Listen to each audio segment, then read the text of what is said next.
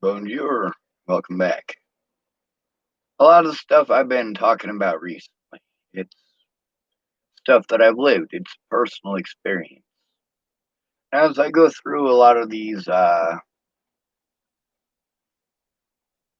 different folks that have put together their personal variants on a lot of these things, um, like the go bag and the get home bag, and surviving in an urban environment that's hostile versus uh, off in the woods. For me, I always say get the education first and take the tools with you. You may only plan on being gone a few days until, whoever it is that you're hoping will get arrested gets arrested. And then in your mind, you think that they're going to go to prison. And you just got to be gone long enough for them to get arrested. Well, then, A, they don't get arrested fast enough. B, they get bailed out immediately. You're still in a scary situation. That's neither here or there, though. A lot of these combat veterans that I'm looking at a few of them where it's a homeless person who was also a combat veteran. One guy was talking about his experience in Vietnam versus when he came back, and one guy was talking about his experiences with Desert Storm versus when he came back. Um, but both of these guys, when this guy right here that I'm watching, he's still in the military, apparently. As I watch his videos, a lot of his stuff is very military oriented. Right now, he's got a very light loadout. His chest harness is set up for, just a few rounds of ammo. But he's still going for ammo. Um, there's the two homeless guys, the one from Vietnam and the one from Desert Storm. Neither one of them has ammo in the mix. Neither one of them has a firearm in the mix. Neither one of them has so much as a blowgun or a dart gun, and only one of them has a slingshot included. Um,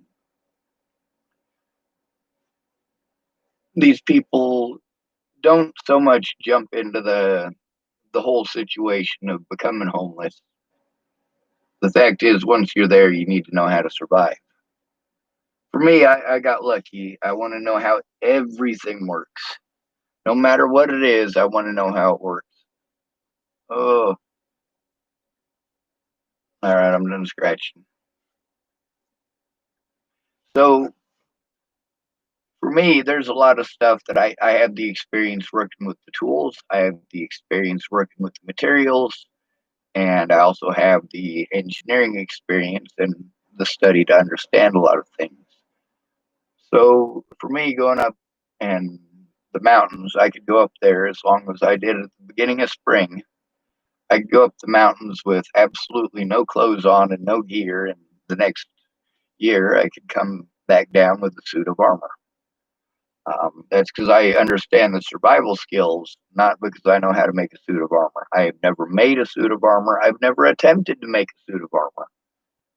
I just know that I know how to pound steel. I know how to harvest it out of the ground. I know how to pick which rocks are the best for it and how to hunt for minerals. For a lot of these guys, that's not their experience. That's not what their interest was. That's not what their interest is now. Or maybe it is their interest, but you're just too busy with other things. This guy right here, it's called Garand Thumb. Garandthumb. Thumb. And I happen to know where that comes from. The M1 Garand, when you would load in a stripper clip, you could slam that thing shut on your thumb if you don't do it properly. And it splits your thumbnail. That's Garand Thumb. Um, with this guy here, all of his stuff is military patterned. Even if he's talking about, like in this video, this is the one video where he's talking about, you know, what his is, it says basic long range / survival pack setup. And this video is one of the few that it's primed exclusively and primarily marketed to and for civilians. It's not a military loadout, not even close.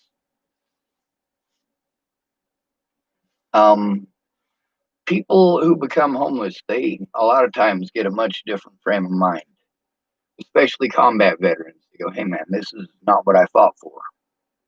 This is not what I was expecting. This is not what the Constitution says. This is not what I thought I was fighting for." Um,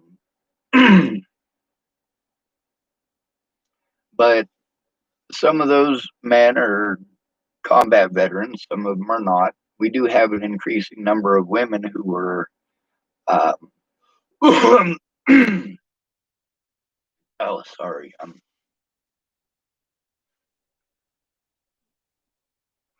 Need to drink something.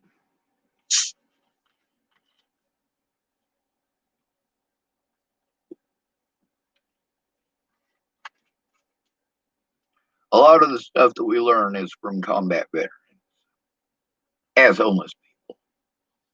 A lot of the tricks of the trade that we learn from combat veterans.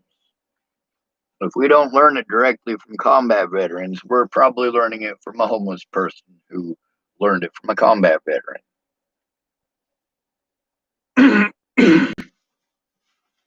All of the basic survival skills that you need, you can ask any one of these soldiers who has ever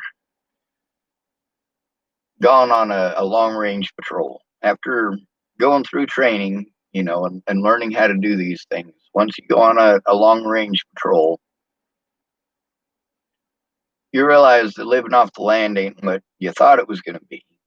A lot of the folks who do that, like this guy right here, he talks about on his first mission out, he had a full pack. He said he literally had everything that they issued with him or issued to him in an 80-pound pack. And he said that, he had to carry that thing for 14 miles a day for about 2 weeks. He grabbed everything for every possible scenario that could ever happen. Well, then he was talking about how sure you can do it, but it's hell on your body. Also, if you can make 14 pounds with an 80-pound pack, you can make a lot better time with something half that size. With us civilians, we're actually pretty lucky in that aspect. We're not talking about, 30 pounds of gear for a rifle and ammunition. That stuff we don't need to worry about. This guy, a lot of the stuff that he talks about, even though he's trying to gear this towards civilians, he talks a whole lot about the military part of it. And he's making a lot of room in his civilian pack for military hardware.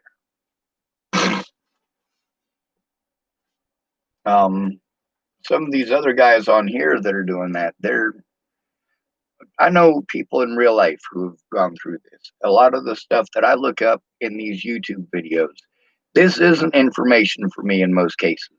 It is nice to, I do watch these videos. There's a lot of them where they don't quite make the cut. You've got a complete and total idiot who watched Survivor Man a time too many, and now he's out there flicking ticks off his nuts. Like, no, that's not gonna. Or that dude with the AR-15 in his, little tiny rucksack. I'm like, oh my god, no, that's not. All right, yeah, that's gonna help you out a lot. If people are busy shooting, they're not busy pursuing. In most cases, if you're in a place where you're hunkered down, if you've got infantry that is firing bullets and they're enemy infantry, they're shooting bullets. They're going to want to plant. They're going to want to get themselves a good solid position. And they're going to probably want to go prone if at all possible, because then you have the the most chance of hitting your target. If you're not presenting a target for them to hit, well, that's better for you. If they're going to call in a radio strike or something like that, they're not going to call it in on you because you're not shooting at them. You're busy hightailing it out of there with your family. A lot of these military veterans that are homeless, they have PTSD. Now, there's a higher percentage of former foster kids that are homeless than there is veterans, by a lot. And most of them kids have PTSD. Most of them. If they don't have PTSD from the system, they have PTSD from their families before going in. If they just so happen to get a perfect foster home where they want to adopt them, or at least they're allowed to keep them until they turn 18 so that they can help them to get the things that they need. If you have a good foster home, there was a couple of kids that I went to high school with. They were both girls, but the foster homes that they went to were really good. You know, those folks helped them get their farm permits so that they could drive vehicles when they weren't even old enough to drive according to most standards. In a lot of places, you can't drive till you're 16. If you got a farm permit, you can drive at 12. No joke. Um, they helped them get a real driver's license. You know, helped them to get set up so that they weren't just getting dropped off from a facility at 18 and told good luck.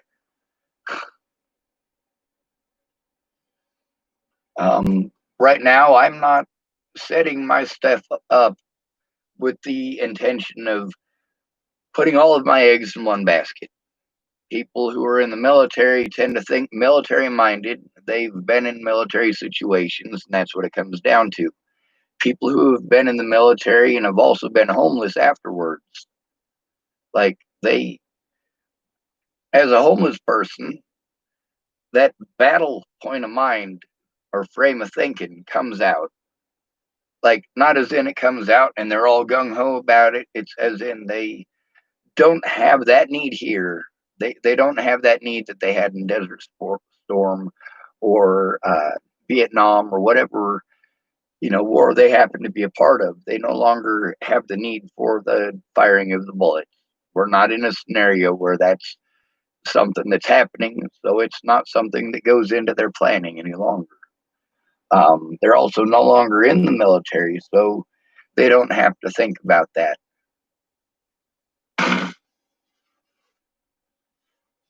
With your survival gear, even in the military, I mean, you're in the military for 6 years, right? 4 to 6 years on an enlisted. Um, and during that time, you may never see combat. If you ask a lot of these soldiers that came back wounded, you know, whatever, if you ask them how long the combat was, a lot of them will tell you 5, 10 minutes. Some of these stories that we have that come out like shootout, a lot of people are really interested in that. There's one guy that I used to go over and visit, and he always used to love that stuff, you know. So when he was looking at the stuff from Desert Storm, he's like, I've been watching these shows and these firefights. This guy's talking about how, you know, it was an extended firefight. He said, you know, back in the day, an extended firefight, that was, you know, sometimes 8, 12, 14 hours on into 2 to 3 days. You know, it's extended. You're not getting any sleep. You might be sleeping while bullets are whizzing by, and you're having to trade out with somebody and tap them to wake them up. You know, I mean, there's bullets going on, and you're so exhausted, you're sleeping through it. Um, we don't have that going on. People who are homeless don't have that going on. They don't have bullets whizzing by. Um, most of what we're used to as far as being woken up is, you know, sometimes the business owner doesn't want you there. You just got exhausted and passed out wherever you happen to land. I mean, it really is that exhausting, constantly having to move. Um, Sometimes, most of the time, it's the police. Sometimes it's a concerned citizen wondering if you're dead. Um, in the situation that we're in right now, you notice that it's not a whole bunch of people going out and shooting people up. And in a lot of these cases where people are getting shot up, it's over just stupid stuff that was preventable, that insisting on taking a firearm everywhere. What I'm working on right now is to help people with PTSD, myself included. I want property to do that on. I got a dump truck. The reason that I got that dump truck is because number one, it's useful in construction. Number two, it's useful for helping people to move their stuff or even moving my own. Number three, you can pull my horse trailer. All I need is land to put it on. Now, it would be nice if somebody would just donate me a chunk of property. Be like, hey, Sean, here's an acre of land. It's all yours. I'm sorry, it's nothing but grass. Or, dude, you got so many rocks on here, you will absolutely be in love with it. You'll probably never leave. Whatever their opinion happens to be, you know what? If it's land, I'll take it. Um, but that's where you're looking at the whole prepping thing. If you bought a house, even if you weren't thinking about World War III or something as your reason for buying the house, it is still a measure of safety. It is safety from the elements. It is safety from the control of the landlord or living with your parents. Um, it's safety from law enforcement as far as it is your own place. If if the landlord's going to call the cops on you because they don't like something, well, you're the landlord. You called the cops on yourself. I do have a little bit of money left, but it looks like it's going to be invested into making sure that truck runs. Um, there's some other stuff I will try to sell to try to make it up. It's stuff that I had gotten before I got that truck. Um, there's a lot of stuff that I've talked about in my videos over the last few days as far as, the military goes. And as far as my view on it, my personal view, if you are at your house and you have a house in the woods, you've got your log cabin or whatever, and you've got your hunting rifles there, and everything is already there. That's one thing. Okay. You've already got a bug out location set up, and everything that you need is already there. But I don't recommend taking firearms out of your residence in that scenario, especially not a rifle. That'll get you shot.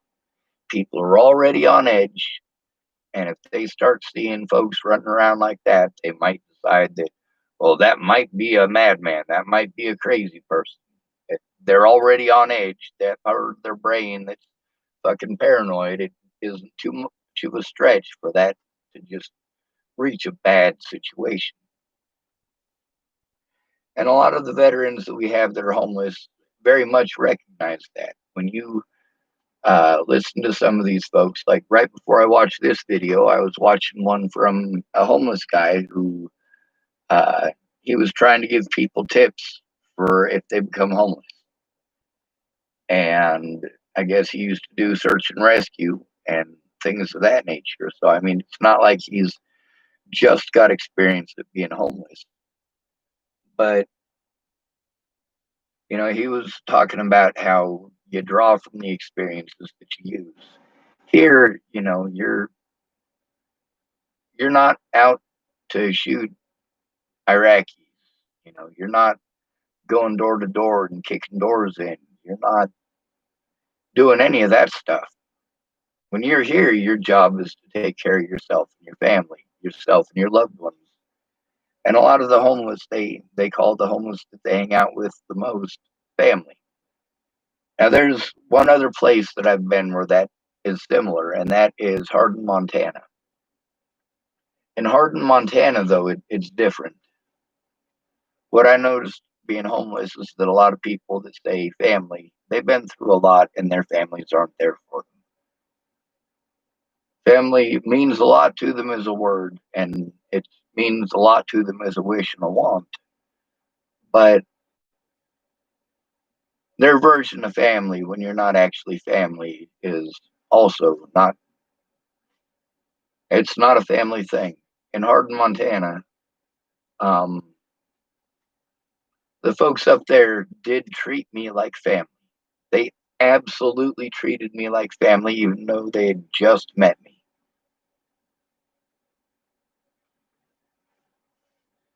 Now, there's a lot of Native Americans who have been in the military, and there's a lot of black folks who have been in the military. And we talk about how we need to give these soldiers respect and how we owe them respect because they were in the military. Well, if that's your point of view, then you do need to give that respect. Minorities serve in the military, and women serve in the military. So you can give them some respect. You can give them the benefit of the doubt instead of just looking at a black person when you're driving through Florida and going, you know, he's probably a drug dealer or some friggin' stupid shit like that. Think to yourself, we're in Florida.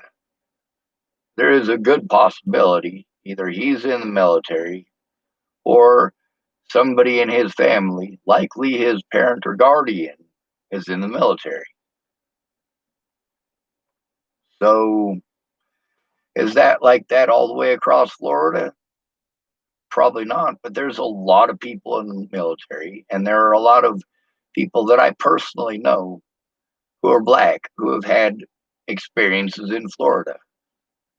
Most of them are, you know, children of people in the military.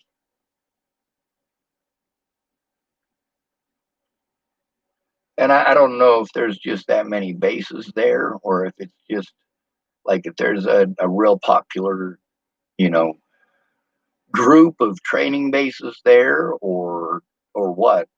But I do know that as far as the respect is being divvied out, it's not based on what people are doing, it's based on how they look.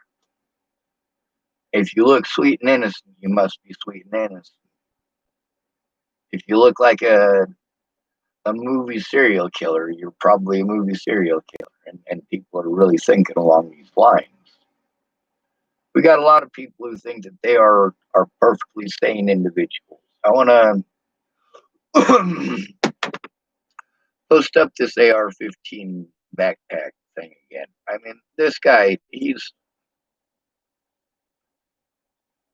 copy link address. In order for this man to have this thing, he has to have a class 2 manufacturing license. And when you hear the way that he talks and you look at what he's doing, you realize that you don't have to be that bright of a person to get a class 2 manufacturing license. Holy hell. Malachi Indiano typed, what about Joanna? Who is that? Joanna who? Joanna Taylor Smith? That's a lady that I knew in Boulder, Colorado. She was one of the people that I was trying to get help from in the Natalie Bollinger situation. Anyway, as this guy's talking about his basic long range survival pack setup, he's talking about, you know, if you do have to take a good 2 weeks to get to a safe enough location. I know that there's a few spots in Colorado and quite a few spots in Wyoming where if you started packing it through, it would take you 2 weeks to get anywhere. But once you got somewhere, you would basically be stuck there because you would need help figuring out how to get out of there. If people wanted to come find you, they would have a lot of problems coming and finding you because First of all, they don't have the population for an intense search and rescue like they do in a place like Colorado, where you've got the population of Denver and the population of Boulder and the population of Longmont and any volunteers that those towns happen to produce. Here in Wyoming, and you're stranded out in the middle of nowhere, you kind of hope that you're near Cheyenne. If you're over by Rawlins, Wyoming, in the middle of the summertime, you might be miles from any drinkable or potable water. You also got no trees to provide you any kind of shade or shelter. Um,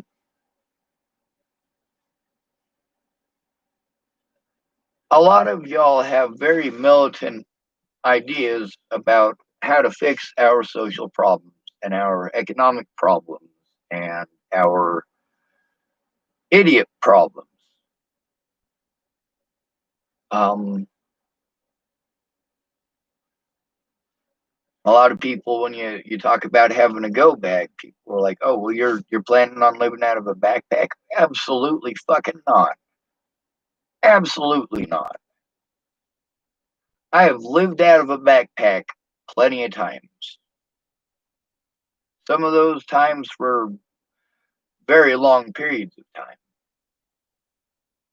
And what I got right now, I mean, I've got a lot of useful stuff. There's a lot of scenarios that I encounter that if I have the tools to work on it, and some of my tools require being plugged in, as a homeless person, you don't get to do any of that. I mean, you might have a friend, but I'm not going to carry around a 35-pound tabletop lathe or drill press. Sorry, it's 35 pounds. I mean, I can barely lift that thing.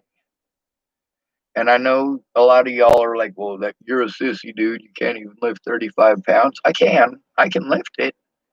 It's going to hurt me. My back is fucked up. Um, and not everybody who is out on the streets who's a veteran is out there because of PTSD. Some of them are out there because of severe physical injuries. Some of them sustained during military service, and some of them sustained during construction accidents. A lot of the men that I know that are homeless, they ended up homeless after a construction accident, and their insurance didn't cover everything. So they're still injured, but they just don't have any damn money. Some of them get, a disability stipend, I guess is what it's called. Um, and they just live in areas where it's too expensive. So people are like, well, you need to move then. Well, then you need to go to somewhere else. When you've got PTSD, it's very similar to autism. A lot of the autistic traits that y'all are so afraid of, they're not autistic traits at all. They're PTSD traits. But you guys don't want to look at the comparison there. It's not just people in the military who get PTSD. It's not just autistic people who get PTSD from the way that you treat them. Survivors of severe physical and sexual abuse also exhibit those things. So much so that those are also seen as signs of sexual abuse. PTSD is a sign of sexual abuse. It's a sign of trauma. That's what you get PTSD from, severe trauma. And a lot of these homeless folks that you say chose this, they didn't choose the trauma. They didn't choose the trauma that prevents them from being able to function. They didn't choose for the way that you choose to treat it, as you call it.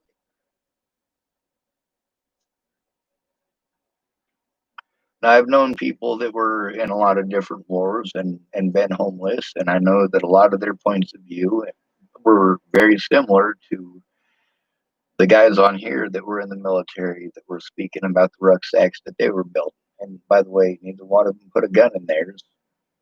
And, you know, both of them spoke about how that is actually a bad thing here. Sure, you're allowed to. But when there's a lot of tension and the public has a lot of tension, then, there's pretty good chance that the police are going to be feeling a lot of tension, and everybody in a high tension situation equals to, know, the possibility of something fucked up happening. Somebody having a nervous twitch. Malachi Indiano typed, "Why do you do what you do?" Or "Why do you do what you?" On YouTube, I'm curious. All right. Malachi, to educate people, to get justice, and to change laws for our safety. Malachi Indiano typed, "You want to find her killer, expose the darkness in the world, or wake our third eye." All right, dude, now you're in the realm of fantasy and nuttiness. Her killer's already been found. Obviously, you came here from one of those other sites, and I'm actually going to start ignoring what you're typing. It's not to be rude, but there's a subject I'm talking on right now, and I'm going to continue to talk on it. A lot of the military veterans um, that I personally know, they aren't trying to get everybody organized, have some sort of a coup. They're just trying to teach people how to stay the fuck out of the way. There's a few of them that talked about, man, you know what? If you find a good place to hunker down and you're with a few good dudes, like, yeah, nobody will even know you're there. You go on a patrol, you fucking find a good spot where you can see everything that you need to see, and you set up a clandestine little spot, and y'all take turns taking naps. If an enemy patrol happens to walk by, they don't know you're there. Everybody's taking a nap. Man, that's pretty choice. If you know how to do it, or you can network it to be able to do that, or the terrain allows it, yeah, you can be in the military and they send you out for 2 weeks. You can just hunker down in the hole and come back and say, yeah, I did my job. And really, you did in that situation. You just really half-assed it. Um,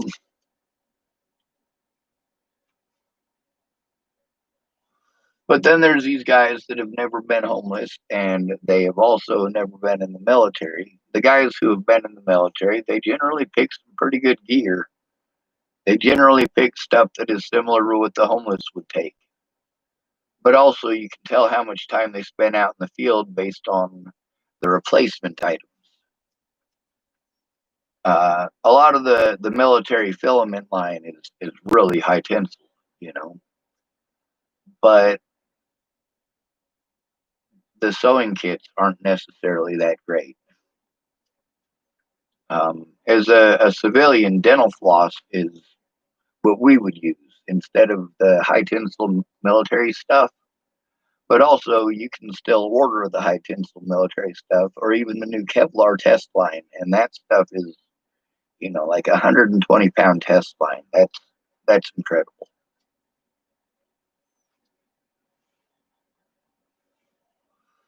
But a lot of these guys, they're picking stuff that is military. They're picking stuff specifically with the intent and purpose that I do. I want to be able to hide my stuff so I don't have to carry it all. So when he's going through his stuff, he talks about having a gray bag, not the same type of gray bag. He's talking about actually the color of it. Um, but he was saying, well, if you're in an area with, there's not a lot of gray stuff, even if you're in a place that has a lot of stones that are gray, a lot of times you'll have lichen that are growing on them, or they will have a high iron content, so they've got rust leaching out, or things of that nature. They're gray rocks, but they're not going to look gray. So he was talking about how the pack that he picked, even though the pack that he picked is also camouflage, a lot of people will, pick a different type of pack in a different color. He was talking about how if it's cotton, or if it's something that's not rain resistant or rain proof, you do have to get a rain fly, And he was explaining that he always picks a camouflage rain fly because you can help use it to hide your stuff. If you're in the military and you're having to go on patrols like that, you're having to move a whole lot more than if you were just to be doing the hunting gathering thing for yourself and your family. And that's not always necessarily true either. If you are above eating rats or squirrels or rabbits, you might have to go 20 or 30 miles before you run into something big enough for you to consider it food. It's better to take 5 minutes to prepare right now and decide what you probably need and spend 30 minutes over the course of the next month or so to put something together. I mean, you're talking about 35 minutes overall, just stuff that you have in your house that'll help. Put it all together and set it next to your door. That 35 minutes of preparation, you could probably go do it right now. Most of you guys have nearly everything that you would need right now for an emergency kit to walk out the door with. The problem is that you have it spread all throughout your house. If you got your band-aids in your bathroom and the medicine cabinet, and you keep your pain reliever in your dresser drawer in the office, and uh, you keep your sewing machine or your sewing kit in the bedroom in the closet, or this is stuff that's just scattered all over the house. If you've got it in your go bag and you need it, first of all, it's in your go bag. You can go to your go bag, it's right next to the door. All of that stuff is right there anytime else that you need it. Your flashlight's attached to it. If you come in the house and the power is off, your flashlight is right there. If you need the flashlight for something inside of the house, like it's difficult to figure out how to light your pilot light, so you need it to be able to read the instructions and also to reach in there. You know where it's at.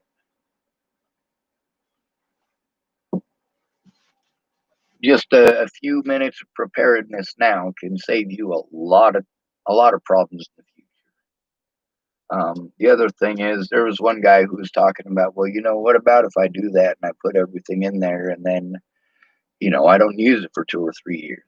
Well, the thing about it being next to the door is, let's say you live in Colorado and you got the munchies and you don't want to go all the way to the store. Well, then your food that you have in there, your chocolate bar or whatever for instant energy, that's probably going to get eaten pretty quick, and you're probably going to have to replace it. If there are items that you do that with, it's all right. If you have time where you're not able to go and get those things, and you have an item that's missing, at least you're only missing one item. And if you're only missing one item in it, you've got a lot more of the stuff that you need that you still have. Um, a lot of the guys that were in the military, they're actually used to having mission specialists, and they will help you fit most of your gear according to the mission profile. And this gentleman here talks about that too. You don't have somebody to do that. You don't have somebody to pull out a ledger with years of experience, um, to tell you what to grab and have a prepared list like that. A lot of the military people who became homeless, they couldn't adjust to homeless life.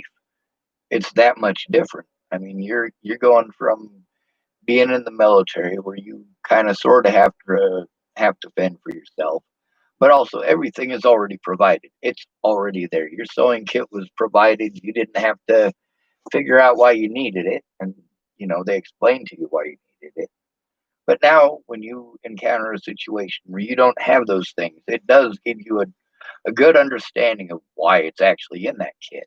Now, as a homeless person, when you tear open your pants and you're like, well, shit, I'm in the mountains because I don't want to have to deal with a whole bunch of people's bullshit in town. I got to be able to sew that up. Well, you might get lucky and have another homeless person nearby who will teach you the tricks of the trade, like dental floss. One of the reasons that we use dental floss is because a lot of people give out toothbrushes and dental floss in the emergency kits they give to the homeless. They give you, uh, sometimes you get hand warmers or soap. Usually you get socks, especially in Boulder. Like everybody in Boulder, we're not fucking shy about telling people, yeah, socks. Socks, absolutely socks. Also, please, for the love of whatever it is that you get love and joy from, could you please go down at any point in time, go to your local um, grocery store or, whatever, get a whole bunch of maxi pads, get a whole bunch of tampons. That right there is something that I, as a man, don't use. I don't have any necessary use for it. But there are a lot of women out there who, yeah, they do need them. We aren't getting $1 million a day and then getting into our convertible and driving to our $30 million mansion. And feminine needs don't just disappear because you're homeless. Um, Another thing is, I personally am going to go down and get some tampons here shortly. Uh, Part of the reason being that with all of you gun toting fucking idiots, like that guy with the AR-15 backpack gun thing, that's his solution. That's going to be his solution to not having food. That's going to be his solution to not having a shelter. That's going to be his solution to getting sick. That's going to be his solution to pretty much everything. And it's just not going to work. You need to prepare for real life survival situations. And there is the very real possibility that getting shot is something that could happen. Same thing with getting stabbed. Tampons are important in that aspect. They are still used in a lot of places and in a lot of militaries for specifically plugging bullet holes.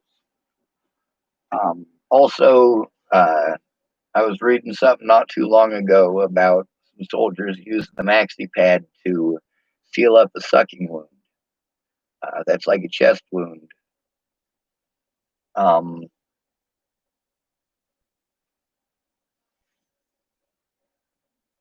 with 1 in 10 veterans, or 1 in 10 homeless people being veterans, that does give us a large pool of people to learn from as far as what the military has to teach. But also, with many of these people having experience with being homeless as well, they can filter out all the military crap because it's not essential. This day and age, shooting back at a police officer who's hunting you down, it's not the same as fighting a war. In a war, it's you and your buddies versus them and their buddies. In a survival situation, it's you against all of them if you make it a situation where you're shooting. Um,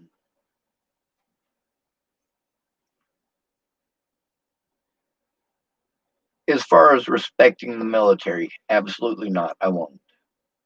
I can respect each of these individuals.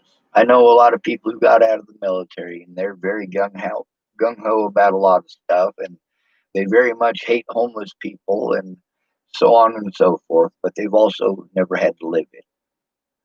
A lot of these guys who came back from places like Iraq and Afghanistan, they came back talking about how poor it is over there.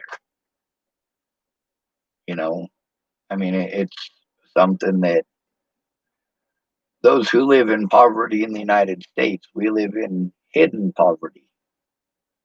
Um, a lot of the clothes like that I'm wearing, if I was in a third world country, there's a possibility of getting a nice pair of work pants like this that are also kind of military styled cargo pants. This might not be something that you're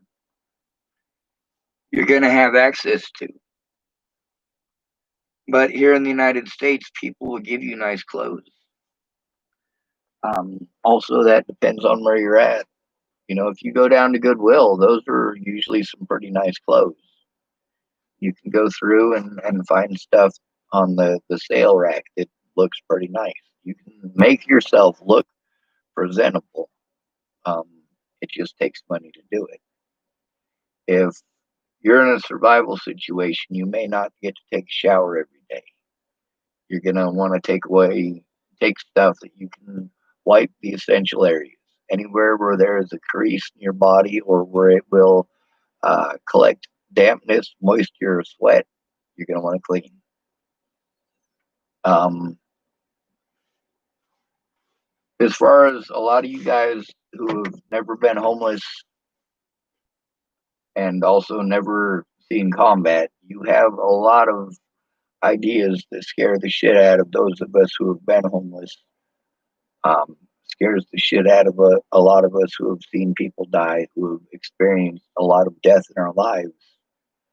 Um, Trying to explain to the people that I stayed with when so many of them were talking about shooting people, like Candace Bondurant. Like if someone came through my door, I got to protect my kids. I'd shoot them right through the eyes with my 45, and I'm like, that that scares the shit out of me. Now, if you got your own place, your own fortification, you're trying to prepare for the best. You know, you're trying to prepare for a situation where you're not gonna have to move, and you will have a defensible position. You will have access to your rations or whatever you happen to have. You'll be able to have a garden in your backyard if you want. But that's the thing with my truck and still having the backpack and still having a go bag.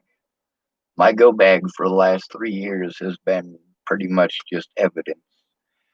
It's to the point where I have 7 bags of paper evidence and one complete bag full of electronic evidence if I stuff everything electronic into it, and a lot of other stuff.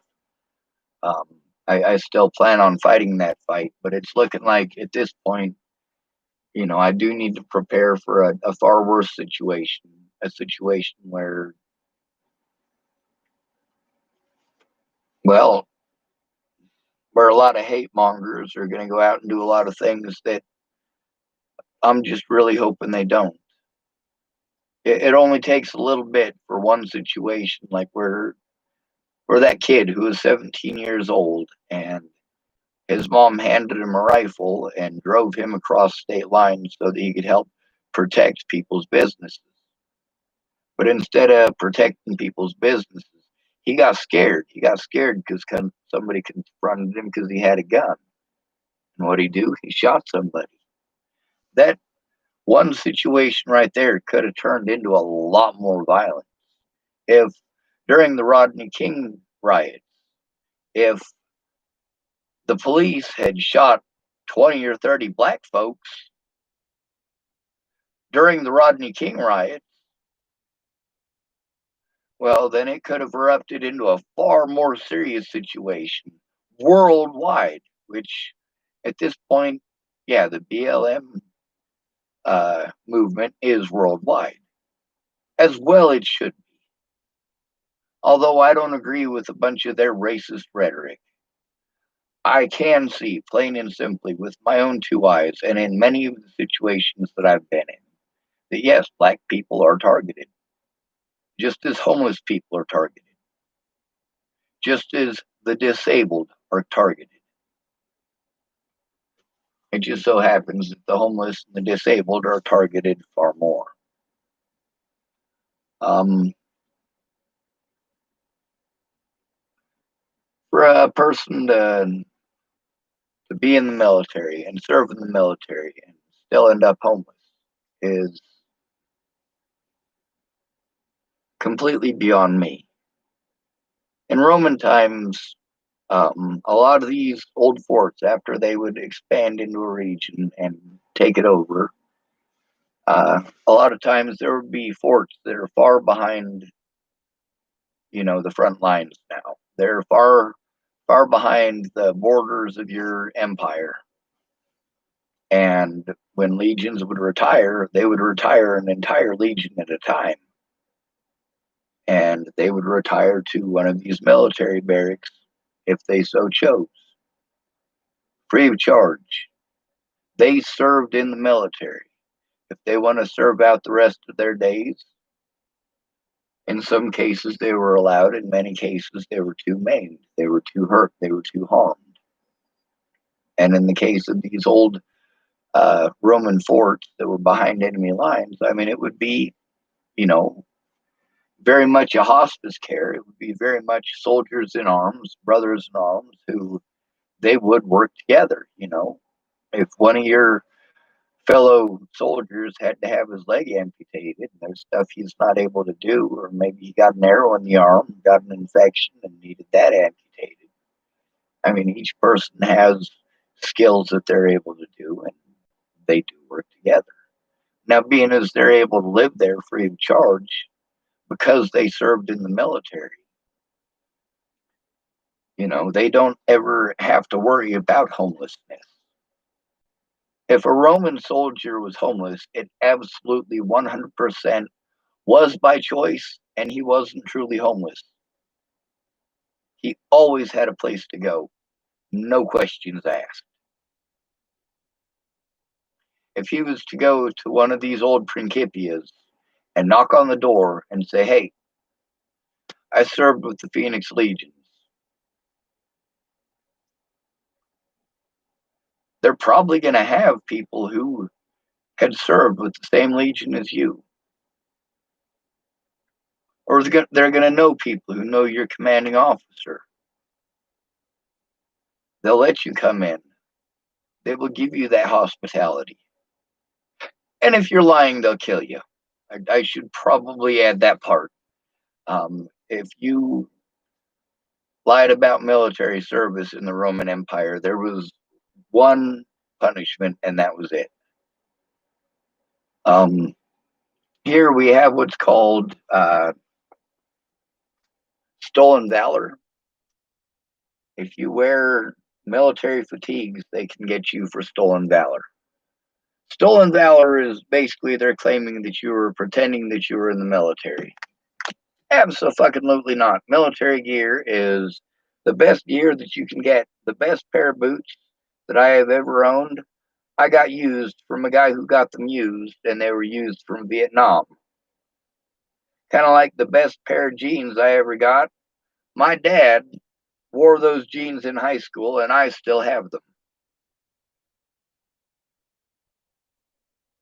And I still wear them.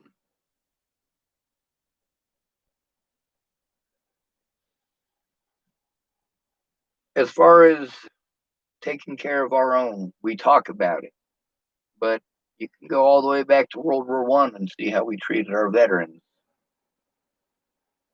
Our veterans were living in hobo camps called Hoovervilles. And some of our most famous generals from World War II took part in clearing out those Hoovervilles.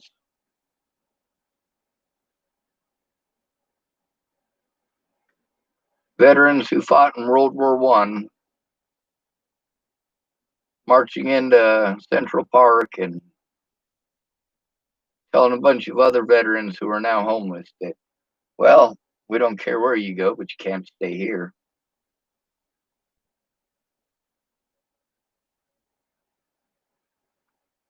People like John J. Pershing. You ever heard of him? George S. Patton. Him too.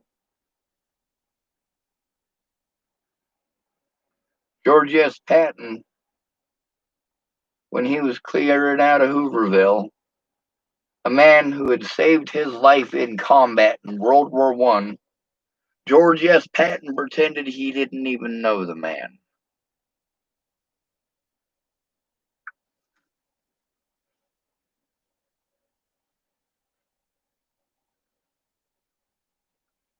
we talk about how what we owe the soldiers, but even the soldiers aren't getting that.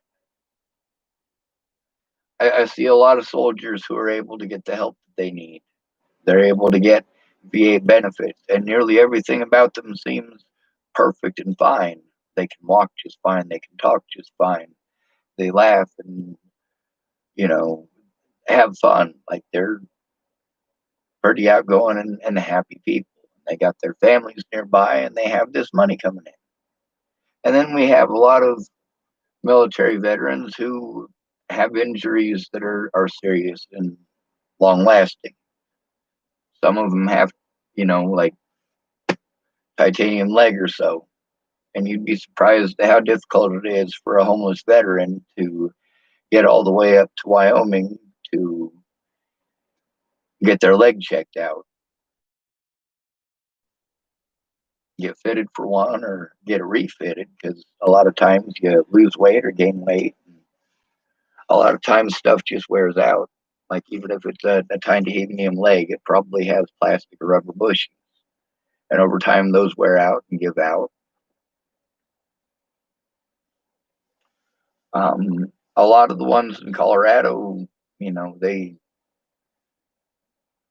can go to the VA in Denver. The VA in Denver can definitely take a lot of the cases that are homeless, but a lot of these folks who are homeless or they're low income in Colorado do have to go to Wyoming. They have to travel more because they have less money. So they have to expend more money to get there because they don't have as much money. And this doesn't make any sense to me. It doesn't make sense to me where there are people who seem able-bodied who are getting benefits, and there are people who obviously are not able-bodied who aren't getting benefits.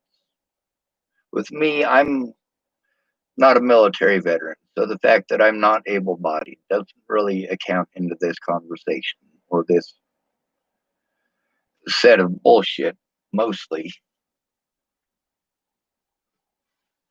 not that I'm trying to bullshit you, and it's not that I'm lying to you or anything of that nature. It's that I'm hoping you guys will actually look some of this stuff up. I'm hoping that you guys will get an education on your own. Instead of me talking about something, get on some YouTube videos, learn how some other people are doing stuff, and, find a spot where you can safely test that stuff out. Try it yourself. Something may look easy on a YouTube video. Um, those people might have had to try it a few times. There's also the fact that there are a few of those videos where they're trying to make some outrageous claims that they can't duplicate. It's just a sleight of hand because they want people to think that they came up with some free energy device and now they want you to donate to their Patreon. Where's the free energy device, bud? I tried wrapping the nail up with a piece of copper, like you said. It's not working.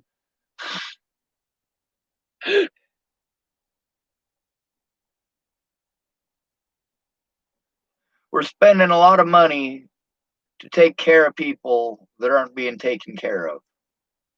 We're paying an awful lot of money to the government to take care of people they're not taking care of.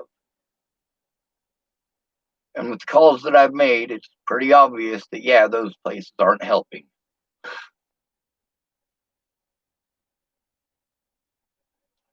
So we need to take care of each other. This every person for themselves stuff is stupid. It's stupid. Most of y'all are only spouting that crap because you don't know what the hell you're talking about. Like that guy up here. I'm gonna post this one more time. This is the dude with the AR-15 backpack gun. Copy link address. This is this dude's answer to survival. This is a lot of people's answer to survival. This is their answer to if they go up in the woods. It's also their answer to if they have an urban survival situation where you're in the middle of a city. No!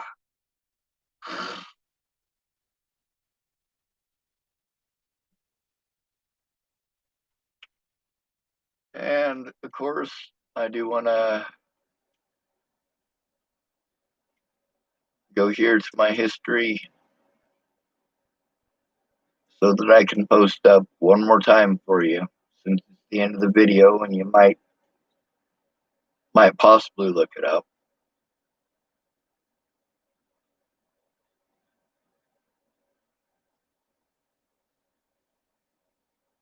Well, we'll use this one. This is the Urban Get Home bag by Scooch. Copy link address. It's a little different. I think this guy might have a firearm in his bag. I don't think so. I can't quite remember, but I've been watching a lot of different ones, and that one I watched yesterday at some point. This is where special interests come in handy. When I want to know about something, instead of taking your word for it like a fucking idiot, I'm gonna look it up. It's just unfortunate that I can't look everything up at once. There's a lot of evidence that I got to dig out, and you guys have noticed that when I have it all prepared, I can show it. You know, I've dug through all the stuff to try to find it. But oftentimes, when I decide I'm just going to show it to you on a whim, I end up fishing for it for a while. Sometimes I get lucky and find it quickly, and sometimes I don't find it until I log off, and then I go looking for it and I dig for it till I find it, and then later on when I log on, I can't remember, or I don't remember to post that other one up because there's so much new stuff happening. It's almost 4 a.m. I am gonna hopefully get motivated to walk over there. I am feeling pretty tired. I have for about an hour, but obviously I'm not able to sleep yet. So maybe when I turn this off, which a couple of times I've actually, talked to my YouTube channel just to try to keep me occupied until I'm at a point where I'm exhausted mentally from going through all of this. And when I turn it off, I pretty well go straight to sleep. When I don't go straight to sleep over a situation like that, I'm usually thinking about the loved ones that I can't see. I'm usually thinking about my older brother and the fact that I can't go see him without, well, we've gone through that in my videos too. Through all this, I just wanted to get the hell away from everybody. At the same time, I wanted to help find Natalie's killer. And I also wanted to help to keep my loved ones safe. Now I'm in a situation where, I've been abandoned by most of them. And I've spent most of the resources that I've had on trying to jump through the hoops that will make them happy. But if they're not to see it, they're going to pretend I didn't do it anyway. So the remainder of my money is going to go to trying to find a chunk of property where I can, first of all, help myself out to recover from all this. And also so that other people will have a place where they can recover.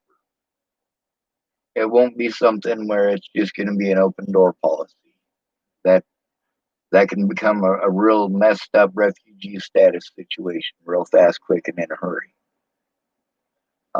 If people were out there other than me, it would be people who are invited there. Part of that reason is also for my safety.